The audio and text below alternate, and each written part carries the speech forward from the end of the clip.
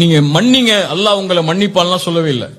இன்னைக்கு சொல்ல விரும்புவது நீங்கள் மன்னித்தால் தான் அல்லாஹ் உங்களை மன்னிப்பான். இது சாய்ஸ் கிடையாது. ஒருவரை மன்னிக்கிறதுங்கிறது உங்களுடைய விருப்பம் கிடையாது, அல்லாஹ்வுடைய கட்டளை. அல்லாஹ்வுடைய கட்டளை எப்படி? நீங்கள் மன்னித்தால் அல்லாஹ் உங்களை மன்னிப்பான். ரசூலுல்லாஹி ஸல்லல்லாஹு அலைஹி வஸல்லம் சொன்னாங்க, யக்ஃபிரு, நீங்கள் மன்னியுங்கள் அல்லாஹ் உங்களை மன்னிப்பான்.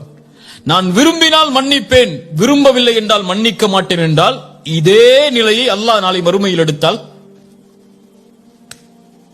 இதே நிலையை மறுமையில் நாளை அல்லாஹ் எடுத்தால், அல்லது நான் அவன் எவ்வளவு செய்தானோ அதற்கு மாற்றாக செய்து மன்னிப்பேன் என்றால் இதே நிலையை அல்லாஹ் எடுத்தால் தாங்க மாட்டீங்க. அப்படியா இல்லையா? இப்ப நான் ஏன் மன்னிக்க வேண்டும் என்று நீங்க சொல்லிட்டாலே, நான்ங்கிற வார்த்தை மேல வந்துட்டாலே நீங்க என்ன நினைச்சுக்கிறீங்க? நான் மேல இருக்கிறேன், அவன் கீழே இருக்கிறான்னு நினைச்சுக்கிட்டீங்க. இப்ப நான் மேல இருக்கிறேன், நீங்க கீழே இருக்கிற நினைச்சுக்கிட்டீங்கன்னா உங்க மனசுல என்ன இருக்குது? பெருமை வந்துருச்சு. உன் மனசுல பெருமை வந்துருச்சுன்னா கடுகளவு வந்தாலும் சொர்க்கம் நுழைய முடியாது, நரகம் உனக்கு உரித்தா.